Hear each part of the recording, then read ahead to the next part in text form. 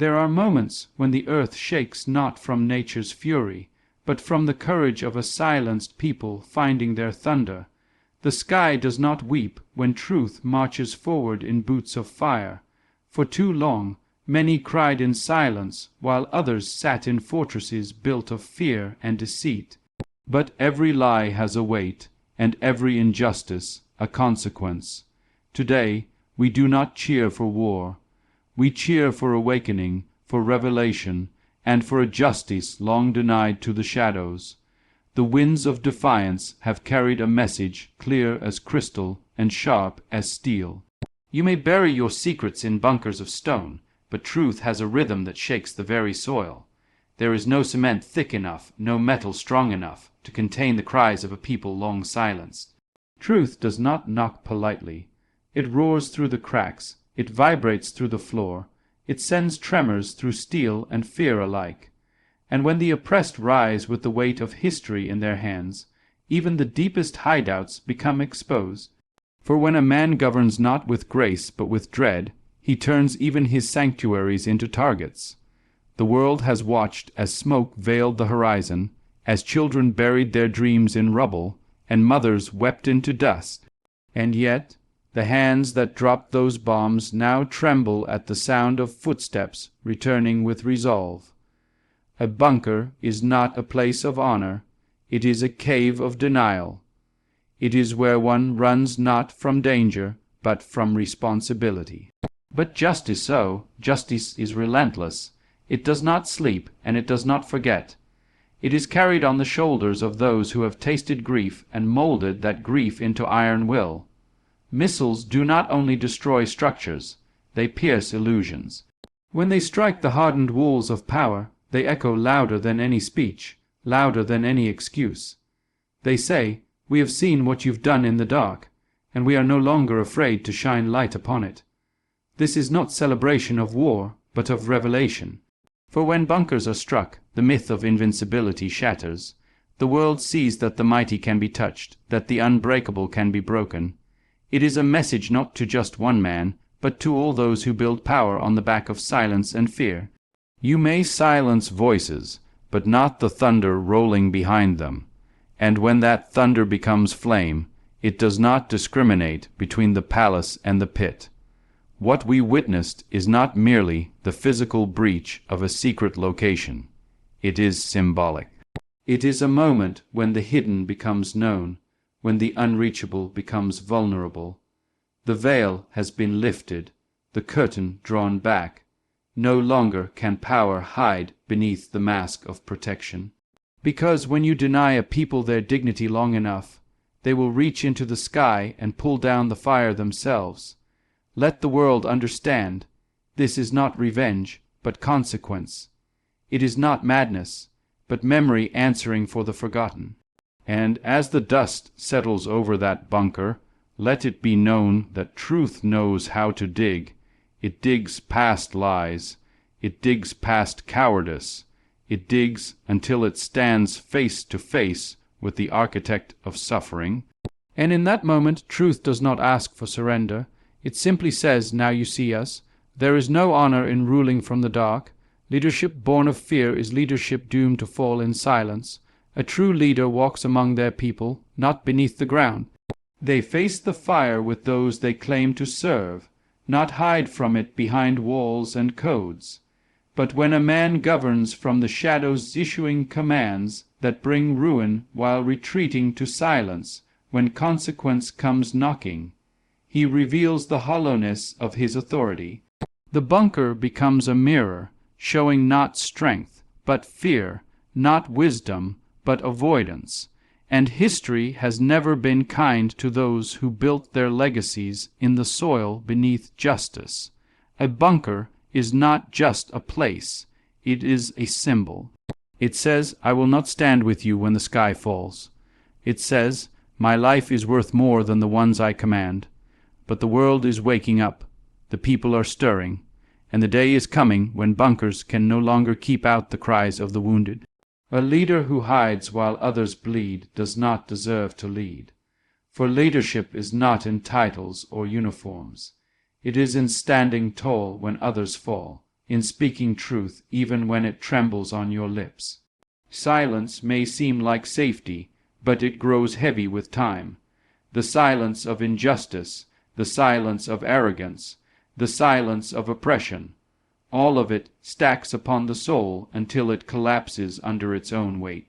And when that silence is finally shattered by the roar of missiles and the thunder of consequence, it is not a surprise. It is a storm long earned. Even the coldest, deepest hide cannot protect a man from the eyes of time. The world sees, the oppressed see, and while walls may hide your face, they cannot erase your deeds. Let this strike serve as a message to all who lead by fear. The silence you impose will one day break open, and it will sound like a siren in the sky. You may command armies, but you cannot command the conscience of the oppressed. You may issue threats, but you cannot silence history's voice. There is no throne built on fear that has lasted. Every empire that believed itself untouchable has one day been touched, and not by armies alone, but by the breath of a people who remembered. A bunker cannot hide shame. It cannot protect you from the reckoning of those who have buried their children, who have whispered freedom in the night and turned those whispers into storms. When you rule through terror, do not be surprised when terror finds you. This is not vengeance. This is reflection. The light has found the darkness, and it will continue to rise, unafraid. So let it echo through every corridor, every shelter, every silent chamber. You can run from the people, but you cannot run from the truth. You can strike a people 1,000 times, and they may weep, they may mourn, but one day they will rise. And when they do, their rise is not wild or chaotic, but deliberate, determined, and drenched in clarity. The hands that once trembled from fear will now carry fire with steady fingers. The eyes that once watched from behind broken windows will now see with a vision sharpened by suffering. The voice that was silenced has learned how to roar without making a sound. You cannot keep a wounded people on their knees forever. Eventually they stand, and when they do, the world takes notice. The Iranian response is not the flailing of the weak, but the precision of a people who have endured too much for too long. These missiles are not just tools of destruction. They are declarations, forged from memories and soaked in the cries of generations. They do not scream for revenge. They sing of resistance. Each launch is a sentence in a long, unfinished story. Each explosion is a period after a prayer that began in whispers and ends in thunder. And those who once thought they could erase these people from the map now find their own borders trembling. The world has underestimated the power of endurance. It is easy to misjudge a people who bury their martyrs and wipe their tears quietly.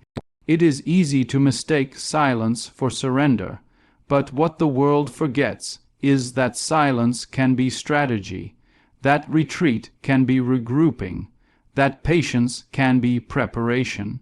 And when the time comes, those same quiet souls will return, not with chaos, but with the discipline that only deep pain can teach.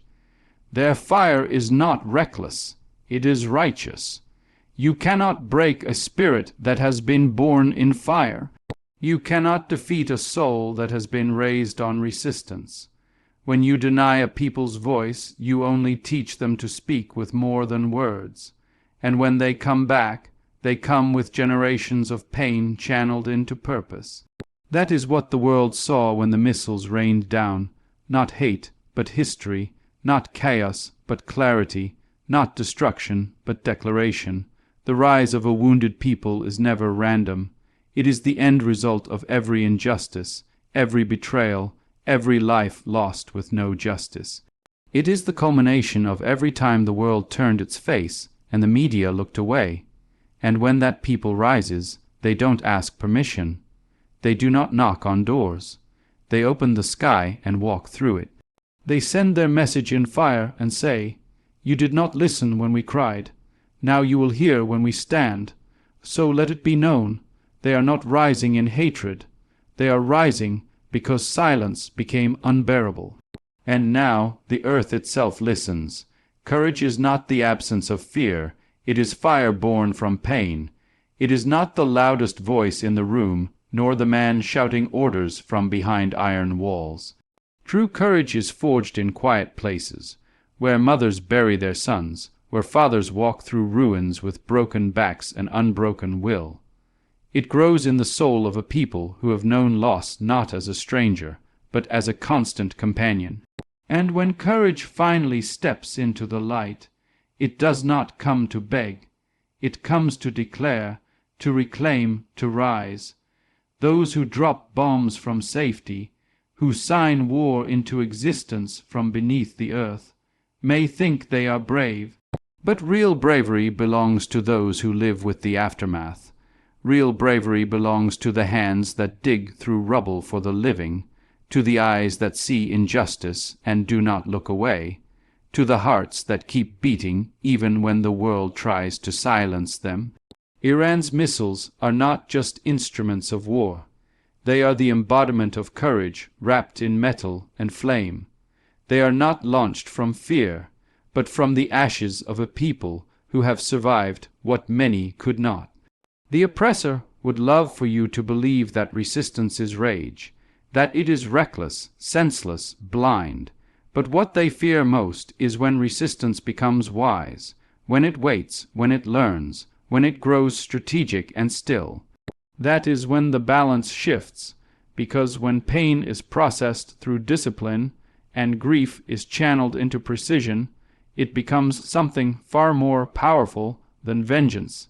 It becomes clarity, and clarity strikes with purpose. This courage, the kind rising from Iran and its allies, is not new. It has been simmering beneath generations, waiting for its moment. It was passed down through lullabies that doubled as prayers, through poems recited in hiding, through stories whispered in resistance. Now it no longer whispers. It speaks through fire, through determination, through the calm in the eyes of those who no longer fear the powerful. Because once you've faced death without justice, there is nothing more to fear. And when that happens, courage becomes limitless. A man hiding behind bunkers may appear untouchable, but he is not brave. The brave are those who have nothing but willpower and still rise to meet the storm. The brave are those who have had their homes shattered, their voices ignored, and their suffering politicized. Yet they keep walking, keep rising, keep resisting. That is courage, that is fire. So let the world understand, these missiles are not chaos. They are courage unleashed. They are not madness. They are the product of patience finally broken. And they are not just for war. They are for memory, for honor, for reclaiming a place in a world that tried to bury them. This is courage not asking for space, but taking it. A hideout is not a home. A bunker is not a throne. And no man, no matter how high he sits or how deep he burrows, can escape the truth when it comes knocking with thunder on its back. You can build walls as thick as your lies, cover yourself in layers of steel and secrecy, but when justice arrives, it arrives uninvited and unafraid. It does not need permission to enter. It does not pause for titles. And it does not stop until the face of power is forced to look in the mirror of consequence. There is something deeply symbolic when missiles strike where power thought it could not be touched. It means the time of hiding has ended. It means the people, those long silenced, long oppressed, have learned how to trace the heartbeat of those who thought themselves invisible. A bunker is meant to protect, but when that same bunker becomes a tomb of false safety, the message is clear. Leadership that hides cannot lead. Authority that retreats cannot rule, and rulers who fear the fire they helped start will one day be consumed by it. The myth of invincibility dies the moment the earth shakes beneath the feet of the arrogant. The moment the steel door rattles, the moment the quiet is pierced by alarms not of warning, but of reality, that's when even kings must listen. That's when even the most secure rooms feel like cages. Because power built on pain cannot survive the weight of truth. It caves in, It crumbles, and the world watches as the curtain is pulled back on a man who once roared but now cowers in silence. This is the reckoning not just of one man, but of all those who lead from a place of fear while feeding the flames of destruction.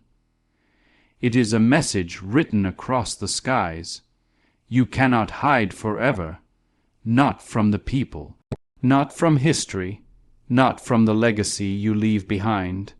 You can hide your face from cameras, but not from conscience. You can run from the battlefield, but not from the judgment carried by every mother who buried her child, every voice you tried to silence, every life touched by the decisions made in secret rooms. Justice, when it comes, does not wear a crown. It doesn't need a name, it simply arrives, and when it does, it knocks down doors not with vengeance, but with remembrance. It reminds the world that no throne, no bunker, no empire is immune from accountability. It reminds the powerful that when they lose the trust of the people, they lose everything. They lose their place in the story. They lose their shield, and all that remains is the dust of what they tried to protect. Let it be known, truth has found the door, and it did not knock gently. It arrived with fire and thunder and memory, and now the world sees clearly. The fortress has fallen silent. The man beneath the mountain has no more ground to run.